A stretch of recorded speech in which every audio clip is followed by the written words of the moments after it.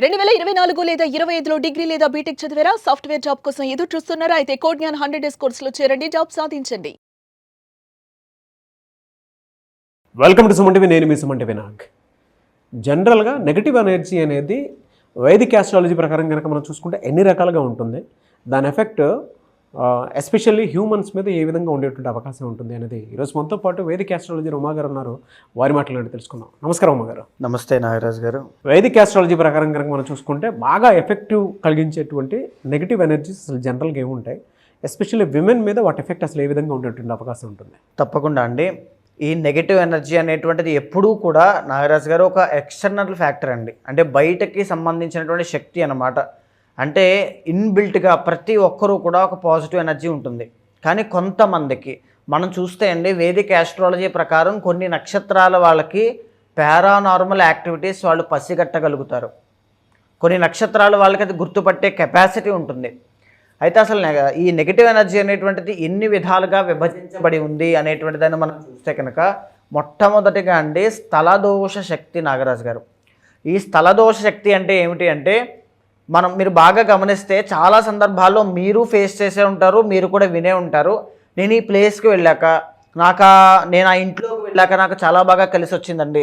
నేను ఇల్లు మారిన తర్వాత నాకు అస్సలు కలిసి రాలేదు. మా ఇంట్లోకి వచ్చిన తర్వాత అందరికీ గొడవలు అవుతున్నాయి, హెల్త్ ఇష్యూస్ చాలా ఎక్కువ అవుతున్నాయి, లేకపోతే ఇంట్లో మూగజీవాలు చనిపోతున్నాయి, పెట్స్, లేకపోతే తులసి మొక్క ఎండిపోతుంది, ఇంట్లో చెడు వాసన ఏదో వస్తుంది, భయం వేస్తుంది, ఇలాంటివి.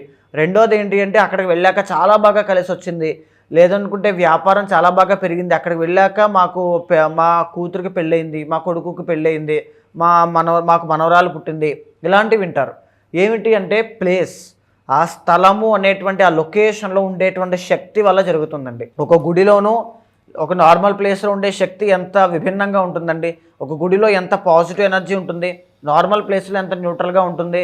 అలాగే స్థలదోష శక్తి అనేటువంటిది ఎఫెక్ట్ అయినటువంటి ప్రాంతంలో కానీ, ఇంట్లో కానీ, వ్యాపారంలో కానీ అలాంటి నెగిటివ్ ఎనర్జీయే చాలా ఎక్కువ ఉంటుందండి. దానివల్ల సడన్లీ హెల్త్ ఇష్యూస్ కానీ, యాక్సిడెంట్స్ కానీ, భయము కానీ, నిద్ర పట్టకపోవడం, గొడవలు అవ్వడం, మానసిక పరిస్థితి బాగాలేకపోవడం, ఇలాంటివి చాలా ఎక్కువ అవుతాయి నాగరాజు గారు. సో ఇది స్థలదోష శక్తి అంటారండి. ఇది ఎఫెక్ట్ అయినటువంటి ప్రాంతంలో వ్యాపారము కానీ, విద్య కానీ, వాణిజ్యము కానీ, ఉద్యోగము కానీ, మనశ్శాంతి కానీ, ఆరోగ్యం కానీ, ఏది కనీసం నిద్ర కూడా ప్రశాంతంగా ఉండలేరు, పట్టదు. అలాంటి ఇబ్బందులు ఉంటాయి నాగరాజు గారు. ఇక రెండోది ఏంటి అంటే మానస దోష శక్తి. నాగరాజు గారు, ఈ మానస దోష శక్తి అంటే కొంతమంది ఉంటారండి, ఒక తెలియనటువంటి నెగిటివ్ ఎనర్జీ వాళ్ళలో ఉంటుంది. ఎలా ఉంటుంది అంటే, చిన్న విషయాన్ని కూడా పెద్దగా ఆలోచిస్తుంటారు, గొడవ చేస్తుంటారు, ఏమీ లేని దానికి ఏదో ఉన్నట్టుగా సృష్టిస్తుంటారు, ప్రతిదీ కష్టంగా ఫీల్ అవుతూ ఉంటారు. ఓవర్ థింకింగ్ కానీ, యాంగ్జైటీ కానీ, ఎమోషనల్ థింగ్స్ కానీ, సెన్సిటివిటీ కానీ చాలా ఎక్కువ ఉంటుంది. నార్మల్గా వాళ్ళు లేనంత వరకు కూడా నార్మల్గానే ఉంటుందండి. వాళ్ళు వచ్చిన తర్వాత తెలియనటువంటి కష్టములు అనేటువంటి రావడం మీరు బాగా గమనిస్తే నాగరాజు గారు, 2 విషయాలు మీకు సైంటిఫిక్గా నేను ప్రూవ్ చేస్తాను. 2 విషయాలండి. ఒకటి, ఒక స్ట్రాంగ్ ఆరా ఉన్నటువంటి వ్యక్తి, 2 వీక్ ఆరా ఉన్నటువంటి వ్యక్తి. ఒక షాపులోకి ఒక స్ట్రాంగ్ ఆరా ఉన్నటువంటి వ్యక్తి ఎంటర్ అయితే ఆ తర్వాత నుంచి విపరీతంగా జనం వస్తారు, కస్టమర్స్ అన్ని బాగా అట్రాక్ట్ చేయగలుగుతుంది అనమాట. ఒక వీక్ ఆరా ఉన్న వ్యక్తి వస్తే ఆ రోజు వ్యాపారం అంతా చెడిపోతుంది. సో ఇది ఆ శక్తి అండి. ఆరా అనేటువంటిది శక్తి యొక్క సూచన అనమాట. అంటే వేరే వాళ్ళు ఇన్ఫ్లుయెన్స్ మన మీద ఆ షాడో పడగానే మనం తప్పకుండా ఆ యొక్క వైబ్రేషన్స్ కానీ, ఆ ఆరా మనకి దగ్గరికి వచ్చిన ఒక చెడ్డ ఆలోచన, దాన్నే చెడు సహవాస దోషం అని 11th హౌస్గా మనం ఆస్ట్రాలజీ కూడా చెప్పుకుంటామండి. సో ఇంక్లూడ్ చేస్తే ఈ మానస దోష శక్తి బేసికల్లీ వాళ్ళ క్యారెక్టర్ కానీ, వాళ్ళ ఆరా కానీ, వాళ్ళ ఆలోచన విధానం కానీ అన్నీ కూడా నెగిటివ్గా ఉంటాయండి. అది వాళ్ళ తప్పో ఒప్పో అనేది పక్కన పెడితే వాళ్ళకి అలా ఉంటుంది. ఆ ఇన్ఫ్లుయెన్స్ వల్ల నష్టము అనేటువంటిది చేకూరుతుంది. ఎలాంటి నష్టము? ఇప్పుడు నేను చెప్పాను చూసారా, వ్యాపారం విషయంలో ఇబ్బందులు, గొడవలు అవుతూ ఉంటాయి తగాదాల్లో. కొన్ని సందర్భాల్లో అలాంటి వాళ్ళు బెదిరింపులు, ఎమోషనల్ బ్లాక్మెయిల్కి దిగుతారు. నువ్వు మాట్లాడకపోతే నేను చనిపోతా, లేకపోతే నేను కోసేసుకుంటాను, లేకపోతే ఇంకోటి ఏదైనా చేస్తాను, ఇలా ఎమోషనల్ బ్లాక్మెయిల్ అండి. సో ఏంటంటే వాళ్ళు దేన్ని కూడా సింపుల్గా తీసుకోలేరు. చాలా ఎఫెక్టివ్గా వీళ్ళు ఎప్పుడు సుఖంగా ఉండరు, హ్యాపీగా ఉండరు, ప్రశాంతంగా ఉండరు, అవతల వాళ్ళని అలాగే ఉంచరు కూడా. మానస దోష శక్తి అంటామండి జనరల్లీ వీళ్ళని. సో వీళ్ళకి సర్పెంట్ శక్తి అనేటువంటిది చాలా ఎక్కువ ఉంటుంది, ఇంక్లూడ్ అయ్యి ఉంటుంది అనమాట. మొండి, యాటిట్యూడ్, యారోగెంట్ ఇలాంటివన్నీ చాలా ఎక్కువ ఉంటాయి వీళ్ళకి, పసిగట్టే విధానం అండి. సో మూడోది నాగరాజు గారు వీళ్ళు ఇదేంటి అంటే అభిచార శక్తి. ఇది కూడా చాలా ప్రమాదకరమైందండి. ఇదేమిటి అంటే ప్రయత్నపూర్వకంగా ఇప్పటిదాకా మనం చెప్పుకున్నవన్నీ కూడా తెలియకుండా అకస్మాత్తుగా ఇన్సిడెంటల్గా జరిగేటువంటివన్నీ కూడా.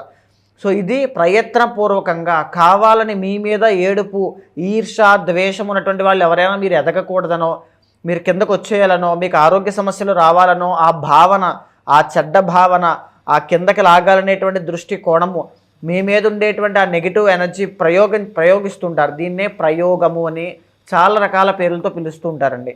ఆ ప్రయోగం చేయడం కానీ లేకపోతే మీ మీద పడి ఏడవడం కానీ అది మానసికంగా, శారీరకంగా, ఆర్థికంగా ఏ విధమైనా సరే, తంత్ర రూపంలో అయినా సరే నాగరాజు గారు ఇది అభిచార శక్తి అంటారు. చాలామంది ఇది ఫేస్ చేస్తుంటారండి.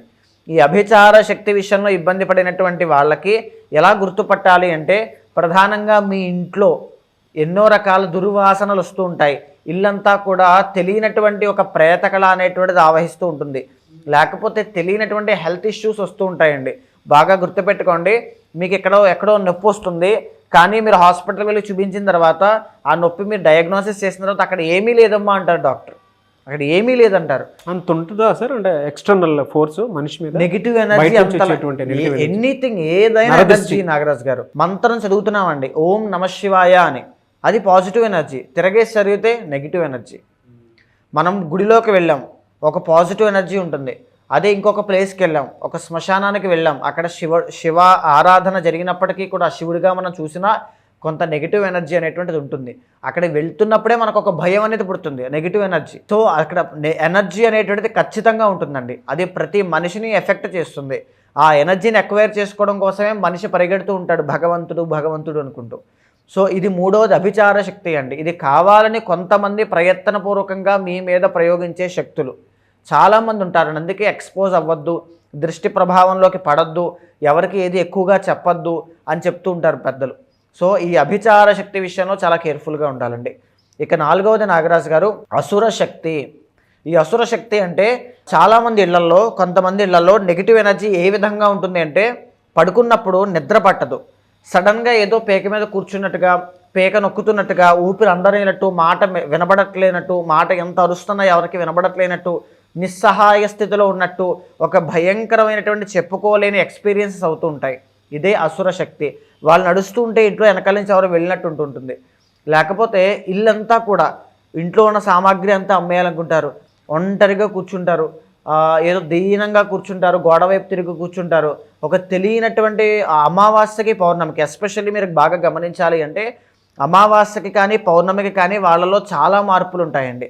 అసుర శక్తి అది బాగా యాక్టివేట్ అయ్యేటువంటి, ఎనర్జీ యాక్టివేషన్ అయ్యేటువంటి తిథులు అనమాట. ఆ టైం దగ్గరికి వచ్చేటప్పటికి వాళ్ళ బిహేవియర్లో వైలెన్స్ కానీ వైల్డ్నెస్ కానీ చాలా ఎక్కువగా కనబడుతుంది. వాళ్ళు తెలియనటువంటి ఒక ప్రేతకళతో, తెలియనటువంటి ఒక భయంకరమైన రూపంతో మారుతూ ఉంటారు. ఇదే అసుర శక్తి. దయచేసి ఎవరు భయపడొద్దమ్మా. కొంతమంది ఖచ్చితంగా ఇలాంటివి ఫేస్ చేస్తున్నారు. అలాంటి వాళ్ళకి ఏదో ఒక దారి చూపించాలనే ఉద్దేశంతో ఇవన్నీ చెబుతూ ఉన్నాను. ఫేస్ చేసే వాళ్ళకి బాధ ఆ కుటుంబ సభ్యులకి ఖచ్చితంగా తెలుసండి. ఈ అసుర శక్తితో బాధపడేటువంటి వాళ్ళు చాలామంది ఉన్నారు నాగరాజు గారు. నరదృష్టి ప్రభావం ఇంటి మీద ఒంటి మీద అంత ఉంటుందండి. ఖచ్చితంగా అదే నరదృష్టే కావచ్చండి, లేకపోతే మానస దోష శక్తే కావచ్చు, అభిచార శక్తి కావచ్చు. నెగిటివ్ ఎనర్జీ అయితే ఉంటుంది, ఖచ్చితంగా ఉంటుంది. ఆ నెగిటివ్ ఎనర్జీ వల్ల పడి ఇబ్బందులు పడుతున్న వాళ్ళు చాలామంది ఉంటారండి. ఈ నాలుగిట్లో కనుక మనం చూసుకోవాలనుకుంటే అండి, జనరల్గా అంటే నెగిటివ్ ఎనర్జీ ఎఫెక్ట్ ఎస్పెషల్లీ సింహరాశి వారికి, విమెన్కి అసలు ఏ విధంగా ఉంటుంది, సెప్టెంబర్ నుంచి డిసెంబర్ వరకు ఏ విధంగా ఉండే అవకాశం ఉంటుందంటారు? తప్పకుండా అండి. సింహరాశి వాళ్ళు అంటే జనరల్లీ ఈ సింహరాశి వాళ్ళకి అధిపతి రవి అండి. రవి అనేటువంటి ఎప్పుడూ కూడా ఒక స్ట్రాంగ్ ఆరా అనమాట. చాలా మొండి వాళ్ళు, చాలా ధైర్య సాహసాలు ఉన్నటువంటి వాళ్ళు, ఎవరికి తొందరగా లొంగనటువంటి వాళ్ళుగా మన శాస్త్రం చెబుతోంది. అయితే వీళ్ళకు ఉండేటువంటి నెగిటివ్ ఎనర్జీ ఏ విధంగా ఉంటుంది అంటే నాగరాజు గారు, ప్రధానంగా స్థలదోష శక్తి అనేటువంటిది, అభిచార శక్తి అనేటువంటిది రెండూ కూడా ఇబ్బంది పెడతాయండి. సో స్థలదోష శక్తి అంటే ఏమిటి అంటే ప్రధానంగా వీళ్ళకి చూడండి, లగ్నాత్తు 4వ స్థానం 4th లార్డ్ అయినటువంటి కుజుడు అవుతారు. సో ఇక్కడ వీళ్ళకి వాస్తు దోషం ఉన్నటువంటి ఇంట్లోకి వెళ్ళే యోగం అనేటువంటిది వీళ్ళకి కలుగుతుంది. అందుకే సింహరాశి వాళ్ళకి గృహ నిర్మాణముల విషయంలో కానీ, గృహం విషయంలో కానీ ఇబ్బందులు ఎక్కువ అవుతాయండి. కానీ మళ్ళీ వాళ్ళకే కుజుడు కూడా యోగకారకుడు అవుతారు. విచిత్రం ఏంటంటే అదే వీళ్ళ పర్సనల్ చార్ట్లో కుజబలం ఉంటే వీళ్ళకి అది రాజయోగము లేకపోతే వాస్తు దోషము, దక్షిణం వైపు పెరిగినటువంటి ఇల్లు అనేటువంటిది ఉండడం వల్ల ఆ ఇంట్లోకి వెళ్ళిన తర్వాత శుభము అనేటువంటిది జరగక ఎంతో కాలం పాటు అక్కడే స్తంభించిపోతారు. సో ఆ గ్రోత్ అనేటువంటిది అందలేకపోవడం, ఆ స్థల దోష శక్తి వల్ల చాలా ఇబ్బంది పడతారండి. నెంబర్ 2 ఏంటి అంటే ఈ గృహ నిర్మాణాల విషయాలు, రియల్ ఎస్టేట్ కానీ, వాహన ప్రమాదములు కానీ, లేదనుకుంటే ల్యాండ్ డిస్ప్యూట్స్ కానీ, కోర్టు సమస్యలు కానీ, వాటిలో పడి చాలా రకాలుగా ఇబ్బందులు అనేటువంటివి ఎదురవుతాయి. సో ఇదే కాకుండా నాగరాజు గారు అభిచార శక్తి, ఇందాక మనం ఒక మాట అనుకున్నామండి, సింహరాశి వాళ్ళు చాలా స్ట్రాంగ్ మెంటాలిటీ, స్ట్రాంగ్ ఆరా అని. సో వీళ్ళు జనరల్లీ చిన్న చిన్న ఈ మానస దోషాలకి కావచ్చు, లేకపోతే ఓవర్ థింకింగ్ కానీ ఉంటాయి, కానీ వాటికి లొంగేటువంటి మనస్తత్వం వీళ్ళది కాదు. సో బయట నుంచి వచ్చేటువంటి శక్తుల యొక్క ప్రలోభాలు అంటే అభిచార శక్తి ప్రయత్నపూర్వకంగా వీళ్ళ మీద టార్గెటింగ్ అనేటువంటిది చాలా ఎక్కువ ఉంటుంది. Because the original 6th lord Shani అవ్వడం వల్ల లీగల్ యాక్షన్స్ అనేటువంటి వీళ్ళ మీద తీసుకోవడం, ట్యాక్సెస్ కానీ, పెనాల్టీస్ కానీ, ఫైన్స్ కానీ, గవర్నమెంట్ పరంగా వచ్చేటువంటి ఇష్యూస్ కానీ, లీగల్ డాక్యుమెంట్స్ విషయంలో ఇబ్బందులు కానీ, కోర్టు పరమైనటువంటి చిక్కులు కానీ, క్రైమ్ కానీ, ఇలాంటి విషయాలన్నీ కూడా తెలిసి చేసినా తెలియక చేసినా ఆ సమయానికి అభిచార శక్తి అనేటువంటిది ఆ విధంగా ప్రలోభ పెట్టి ఇబ్బందులు పెట్టే అవకాశాలు ఎక్కువ ఉంటాయి. అండ్ ఇంకొకటి నాగరాజు గారు, వీళ్ళకి అభిచార శక్తి వల్ల ఆర్థిక సమస్యలు అనేటువంటివి చాలా ఎక్కువ అవుతాయి. ఏంటంటే నిలబడదు, డబ్బు నిలబడదు. పేరుకి చాలా గొప్ప వ్యక్తులుగా రాణిస్తారు కానీ డబ్బు రూపాయి కూడా నిలబడదు. అయినప్పటికీ వీళ్ళకి ఏమాత్రమూ రాజసం తగ్గదు. అదే సింహరాశి అంటే అంత గొప్పదైనటువంటి రాశి అండి. ఎంత కష్టం వచ్చినా చెయ్యి చాచేటువంటి పరిస్థితి లేకుండా ధైర్యంగా ముందడుగు వేసేటువంటి మనస్తత్వం కలిగి ఉంటారనమాట. అది సింహరాశి యొక్క జాతకం అండి. అయితే వీళ్ళకి డబ్బు నిలబడకపోవడంతో పాటుగా ప్రశాంతత అనేటువంటి దూరం అవుతుంది. ఇన్ఫ్యాక్ట్ ఎంత కష్టపడి వీళ్ళు ధైర్యంగా నిలబడినా ఆ టార్గెటింగ్ కానీ, ఆ బాణాలు, ఆ కష్టములు అనేటువంటి బాణములు కానీ, లేకపోతే అతి మంచితనంతో మోసపోవడం కానీ, ఎందుకు మోసపోతారండి అలా అతి మంచితనం వల్ల?